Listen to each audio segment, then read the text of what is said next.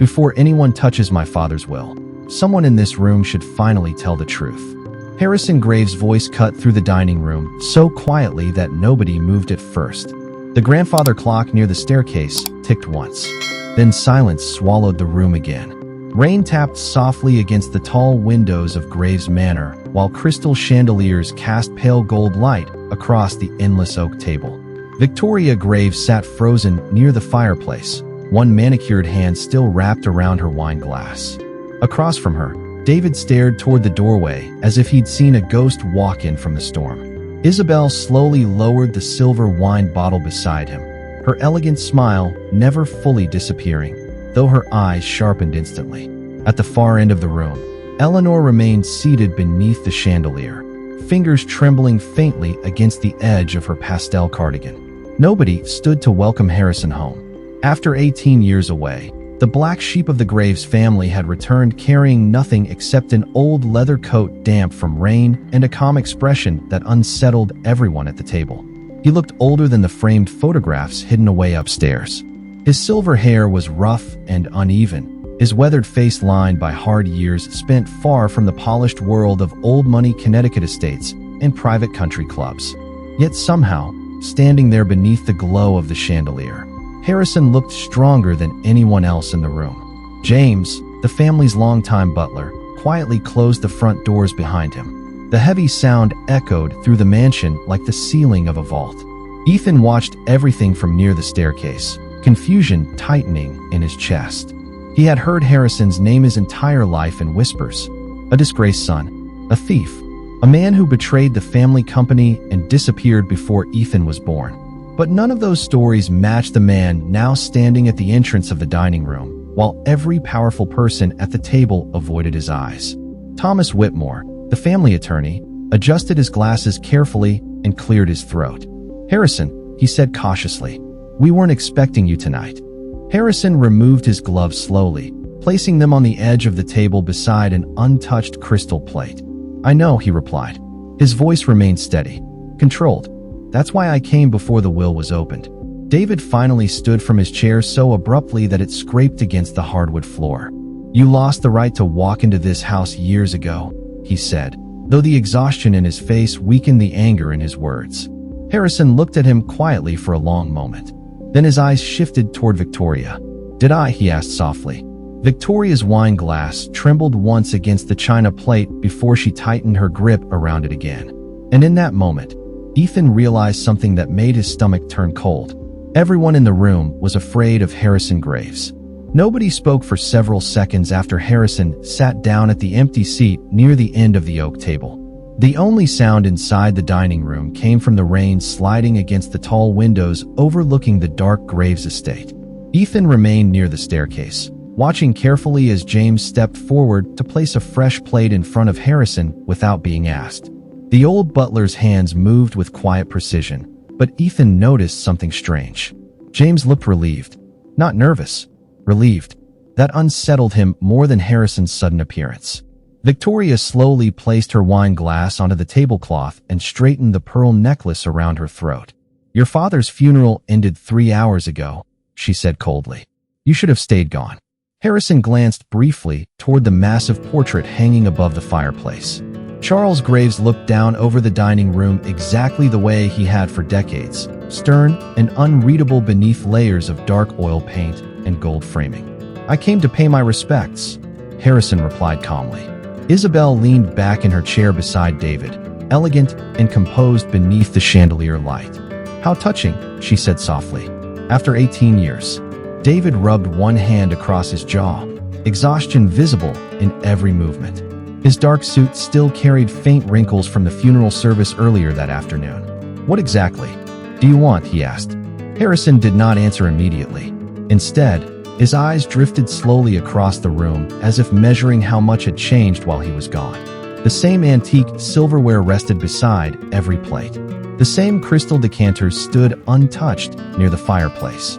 Even the grandfather clock near the library door still ticked half a second too slowly. Graves Manor had always preserved itself like a museum. Beautiful, cold, untouched by time. "Interesting," Harrison said quietly. "You kept the dining room exactly the same." Eleanor finally looked up from her untouched dinner plate. Her silver curls framed a face worn thin by years of silence and regret. "Some things are difficult to replace," she whispered. Victoria's sharp gaze immediately shifted toward her. Eleanor lowered her eyes again. Ethan felt tension crawling through the room like invisible smoke. Nobody spoke naturally around each other. Every sentence sounded measured, controlled, like people terrified of saying the wrong thing. Thomas carefully folded his napkin beside his plate. "Perhaps tonight is not the best time for old conflicts," he said cautiously. "Your father's affairs can wait until morning." Harrison's expression remained unreadable. That would be a mistake.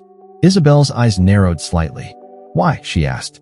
Harrison rested one weathered hand against the table beside his untouched glass of bourbon. "Because someone in this house has already started destroying evidence." The room went still again. Ethan felt the air leave his lungs. Across the table, David looked toward Victoria instinctively. It lasted less than a second, but Harrison noticed it immediately. So did Ethan. And for the first time in his life, Ethan began to wonder if the stories about Harrison Graves had never been true at all. Ethan barely touched his dinner for the rest of the evening. The tension inside Graves Manor had changed shape after Harrison's warning. Nobody argued anymore. That was the unsettling part. The entire room seemed to retreat into silence, as though every person seated beneath the chandelier was privately calculating how much Harrison truly knew.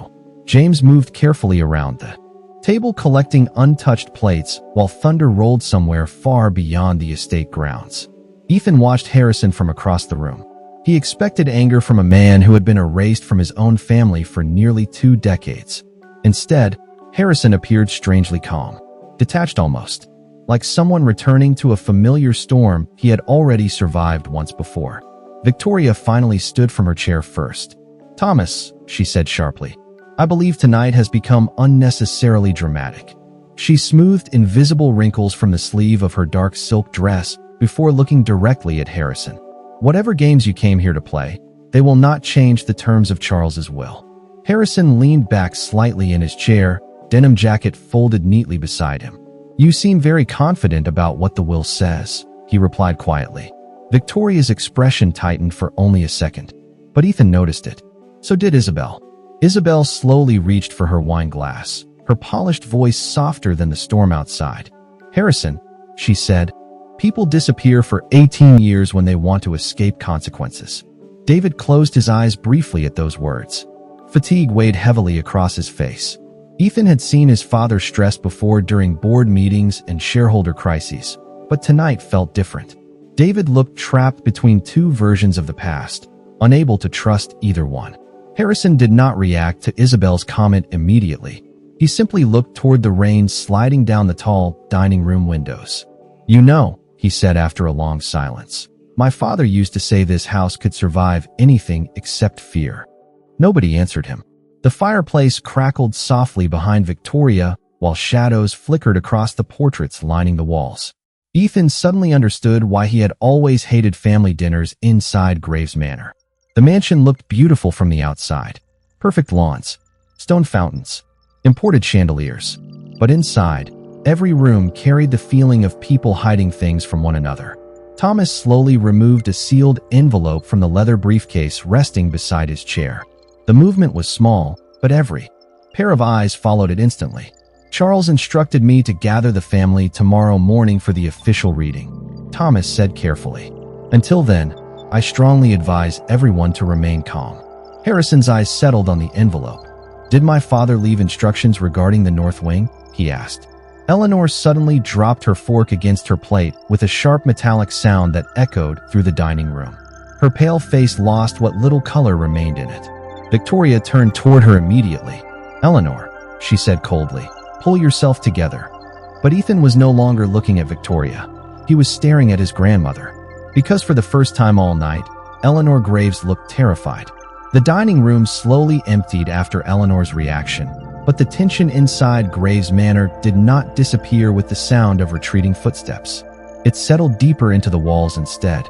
Ethan stood alone near the staircase while James cleared crystal glasses from the table one by one. Somewhere upstairs, a door closed softly. Then another. The mansion always sounded alive at night. as though the old wood and stone carried conversations long after people stopped speaking. Harrison remained seated beneath the chandelier long after everyone else left. He had barely touched his bourbon. Across the room, the fireplace burned low, casting unsteady shadows across his weathered face. Ethan studied him carefully from a distance. This was not the dangerous exile he had heard about his entire life. Harrison looked tired, not weak, just tired in the way people looked after carrying something heavy for too many years. James approached quietly with a silver tray balanced in one hand. "Coffee, sir?" he asked.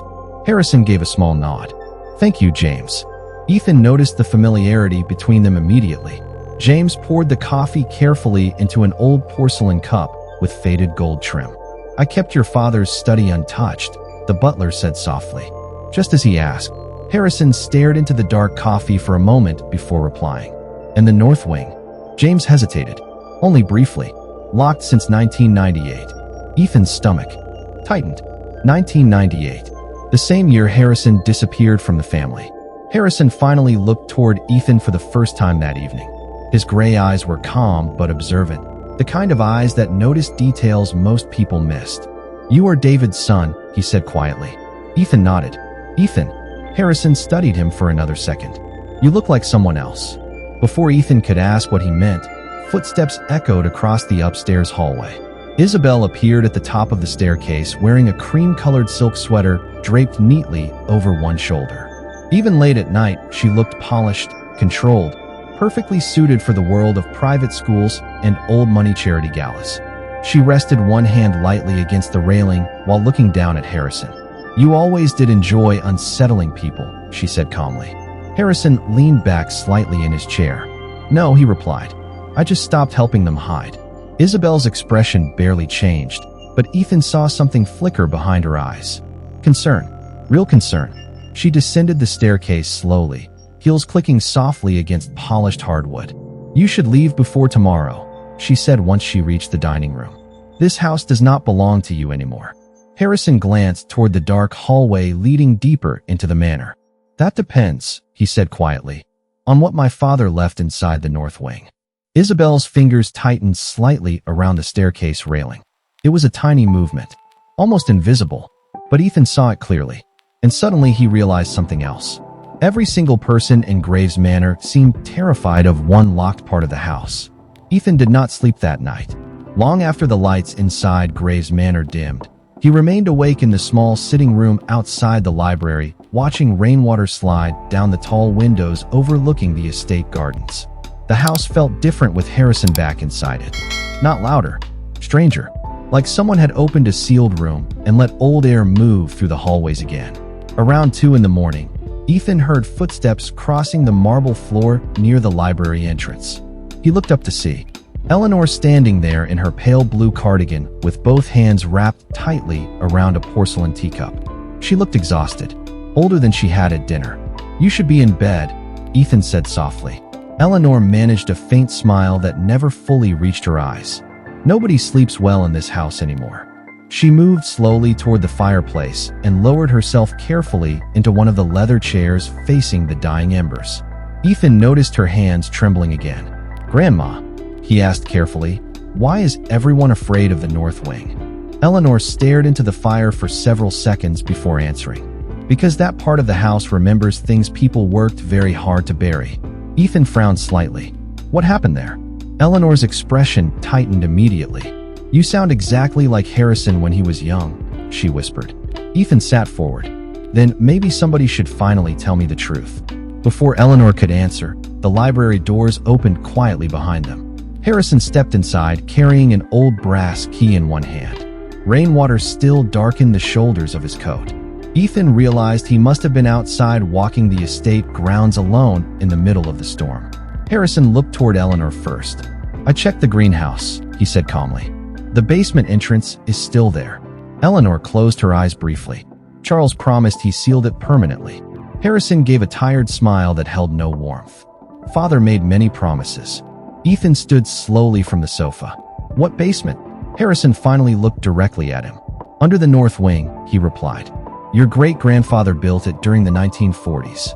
Ethan waited for more explanation, but Harrison remained silent. The fire crackled softly between them while thunder rolled somewhere beyond the hills surrounding the estate. Eleanor set her untouched tea carefully onto the side table beside her chair. "You were never supposed to find it," she said quietly. Harrison's jaw tightened slightly at those words. Victoria already did. The room fell silent again. Ethan felt cold tension spread through his chest. "Find what?" he asked. Harrison slowly placed the brass key onto the library table beside a stack of untouched newspapers. "Proof," he said. Upstairs, a door suddenly slammed somewhere down the hallway. All three of them looked toward the ceiling instinctively. Then came the sharp sound of hurried footsteps crossing the second floor. Eleanor's face lost color immediately. Harrison did not move at all. He simply stared toward the dark hallway outside the library and said quietly, "Looks like someone realized I still have the key." By sunrise, the storm had passed over the Connecticut hills, leaving Graves Manor wrapped in cold gray light and heavy silence. Ethan stood near the second-floor balcony overlooking the foyer while staff quietly moved through the house preparing for the official reading of Charles Graves' will. Fresh flowers lined the staircase. Silver trays gleamed beneath chandelier light. Everything looked polished again, as though the mansion itself was trying to erase what happened the night before. But Ethan noticed something different immediately. Two men in dark suits stood outside the North Wing hallway speaking quietly with Thomas Whitmore. Security. That had never happened before. Harrison appeared at the far end of the upstairs corridor wearing the same dark denim shirt from the previous night. He looked like the only person inside the house who had actually slept. Victoria emerged from her bedroom moments later, elegant as always in a cream-colored suit with pearl earrings catching the morning light. The moment she saw Harrison near the North Wing entrance, her expression hardened. "You will not go down there," she said sharply. Harrison slipped both hands into his coat pockets. "Interesting choice of words," he replied calmly. "Not cannot. Will not." Victoria's jaw tightened. Ethan stayed perfectly still behind the balcony railing, listening. "Charles locked that section of the estate for a reason," Victoria said. "Some things are better left buried." Harrison's eyes remained steady on hers. "That depends on who did the burying." Before Victoria could answer, David stepped into the hallway looking exhausted and unshaven, his tie hanging loose around his collar. He glanced between them with visible frustration. "Enough," he muttered. "Father has not even been dead 24 hours. Harrison looked toward him quietly, and yet someone already hired security to protect a locked hallway. David's face changed slightly at that. Ethan realized something important then. David had not known about the guards. Slowly, David turned toward his mother. "You did this." Victoria crossed her arms without answering immediately. Silence spread through the hallway again. Finally, she spoke in a colder voice than Ethan had ever heard from her before. "This family survived because I protected it after Harrison destroyed everything." Harrison gave a faint nod, almost disappointed. Still telling that story. The elevator doors near the east corridor suddenly opened. A young woman stepped out carrying a leather briefcase and several folders pressed tightly against her chest. Ethan recognized her immediately from old charity events and company photographs. Sophia Bennett, junior attorney at Whitmore & Associates. Smart, quiet, ambitious. Sophia stopped abruptly when she saw Harrison standing near the North Wing. Surprise flashed across her face before she quickly regained composure. "Mr. Whitmore asked me to bring the archive trust documents," she said carefully. Harrison's eyes shifted toward the folders in her arms. "The originals?" he asked. Sophia hesitated. "Only for a second." "Yes." Victoria immediately stepped forward. "Give those directly to Thomas." But Sophia did not move. Ethan noticed her glance briefly toward Harrison instead. And for the first time since his return, Harrison smiled slightly. Not warmly, not triumphantly. Like a man who had just realized someone inside the house was no longer following Victoria's orders. The official reading of Charles Graves will begin precisely at 10 o'clock inside the west drawing room overlooking the estate gardens. Rain clouds still hung low across the Connecticut sky, muting the morning light pouring through the enormous windows. Every seat around the long mahogany table was filled except one. Harrison remained standing near the fireplace with his hands folded calmly behind his back, while Thomas Whitmore adjusted documents in front of him. Ethan sat beside David, watching tension spread through the room like cracks beneath ice. Victoria appeared perfectly composed again, though she had not touched the coffee placed beside her. Isabel sat close to David with one hand resting lightly against his arm, elegant and controlled as ever. Across the room, Eleanor looked pale beneath the chandelier glow, her eyes fixed downward toward her folded hands. Sophia quietly organized several thick folders beside Thomas without speaking. The atmosphere inside the room felt less like a family gathering and more like the beginning of a trial nobody had prepared for. Thomas cleared his throat carefully. "Before we proceed," he said, "there is an additional matter regarding the Graves family trust that Charles instructed me to address personally." Victoria's eyes narrowed instantly. "What additional matter?" Thomas opened a worn leather folder and removed a single yellowed envelope sealed with dark red wax. Ethan noticed Harrison watching the envelope with complete stillness. Charles requested this document remain sealed unless Harrison Graves returned to the estate before the reading of the will, Thomas explained quietly. Silence settled over the room immediately. David turned sharply toward Harrison. "You knew about this?" Harrison did not answer. Thomas carefully broke the old wax seal and unfolded the letter inside. The paper itself looked decades old. "If my son Harrison is present," Thomas began reading aloud, "then the family deserves the truth that was denied to him 18 years ago." Victoria stood so suddenly her chair scraped loudly against the hardwood floor. "This is absurd," she snapped. Charles was ill near the end. He barely understood what he was signing. But Thomas continued reading without acknowledging her interruption. "The accusations against Harrison regarding the disappearance of company funds were false. I discovered evidence shortly before my death proving financial records had been altered internally." Ethan felt the room shift around him. David stared forward in disbelief, while Isabel slowly removed her hand from his arm. Eleanor closed her eyes quietly as though hearing words she had feared for years. Thomas lowered the letter slightly before continuing. "The individual responsible was someone within this family whom I once trusted completely." Victoria's voice turned dangerously calm. "Enough." Thomas looked up over his glasses. Charles signed this statement in front of two witnesses. Sophia quietly slid another folder across the table toward Thomas. Ethan noticed her hands trembling slightly. Thomas opened it carefully. Inside rested old bank transfers, trust amendments, and copies of internal audits dated nearly 20 years earlier. Harrison finally spoke from near the fireplace. "Tell them whose signature authorized the transfers." Thomas looked directly toward Victoria before answering. "Every document traces back to Victoria Graves." Nobody moved. Nobody even breathed. And for the first time in Ethan's life, he watched fear appear openly on Victoria Graves' face. The silence after Thomas revealed Victoria's name felt heavier than the storm clouds pressing against the windows outside Graves Manor. Nobody at the table seemed capable of movement. Ethan stared at his grandmother, as if seeing her clearly for the first time in his life.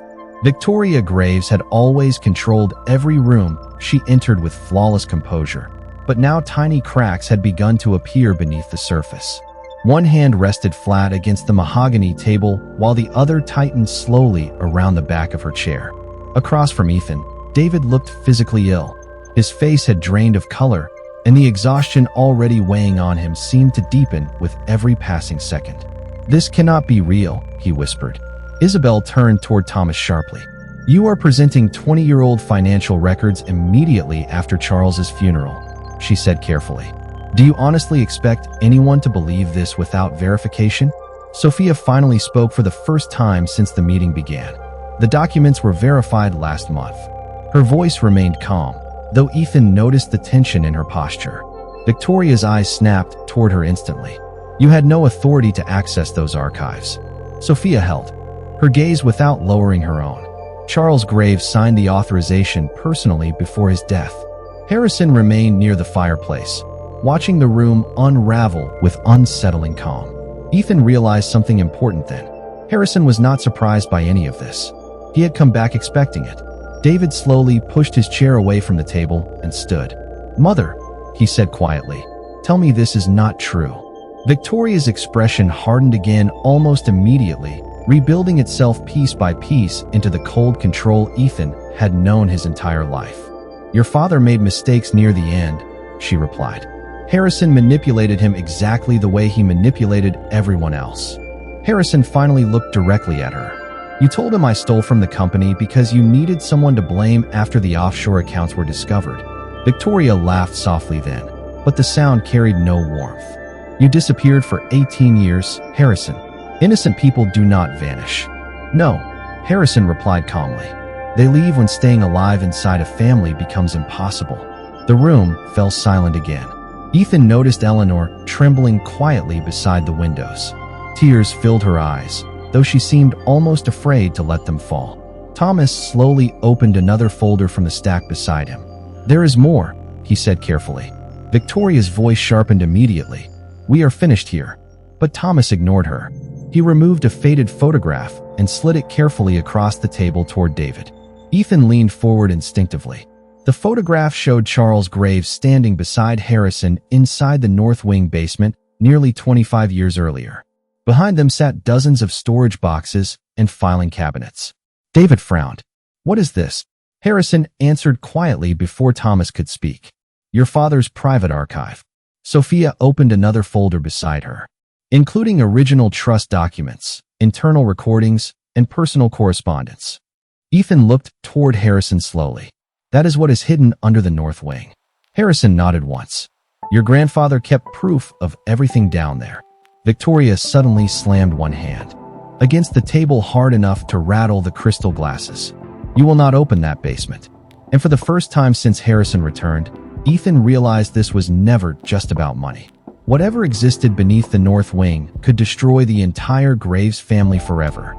The hallway leading to the North Wing smelled faintly of dust, cedarwood, and rain drifting through old stone cracks hidden deep within Graves Manor. Ethan walked beside Harrison in silence while Thomas carried a leather document case under one arm, and Sophia followed closely behind, holding a flashlight she had borrowed from James downstairs. Nobody else in the family came with them. Victoria had locked herself inside Charles Graves' private study after the meeting ended. David remained alone in the drawing room staring at the old financial records spread across the mahogany table. Isabel had disappeared upstairs without a word. Only Eleanor stood near the bottom of the staircase as Harrison unlocked the North Wing gate with the old brass key. She looked heartbroken watching him disappear into the darkness beyond the iron doors. I should have stopped this years ago, she whispered quietly. Harrison paused only long enough to look back at her once. You were afraid, he said calmly. Everyone in this house was. Then he stepped into the North Wing for the first time in 18 years. Ethan expected something dramatic hidden beyond the locked hallway. Instead, the corridor looked strangely ordinary. Old portraits lined the walls beneath dim brass sconces. Furniture rested beneath white sheets untouched by time. But the deeper they walked, the heavier the silence became. Finally, Harrison stopped beside a narrow wooden door hidden behind faded wallpaper near the end of the corridor. He slid the brass key into the lock slowly. The sound echoed through the hallway like a final warning. A cold draft drifted upward as the hidden staircase beneath the door creaked open into darkness below. Sophia switched on the flashlight. Concrete stairs disappeared deep beneath the manor. My God, she whispered. Harrison descended first without hesitation. Ethan followed close behind, his heartbeat pounding harder with every step downward. The basement stretched wider than he expected, almost the size of an underground archive. Metal shelves filled the room from floor to ceiling. Thousands of folders, boxes, ledgers, tape recordings carefully labeled by year. In the center of the room stood an enormous oak desk illuminated by a single hanging lamp. Harrison rested one hand against the desk quietly. Father built this after the 1987 merger, he said. He documented everything. Thomas opened several storage boxes while Sophia scanned file labels with growing disbelief. There are decades of records here, she said softly. Ethan noticed framed photographs resting beside the desk.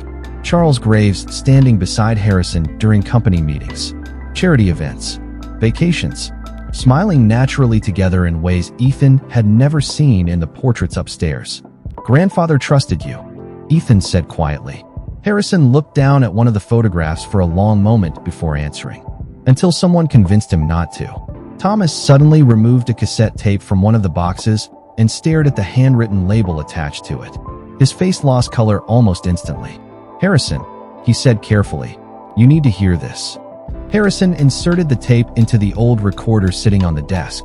Static crackled softly through the basement. Then Charles Graves' voice filled the room. Older, weaker, but unmistakably clear. "If anything happens to me," the recording said slowly, "Victoria Graves must never control this family alone." Ethan felt cold spread through his chest as the tape continued playing. And upstairs, somewhere beyond the stone floors above them, Graves Manor remained completely silent.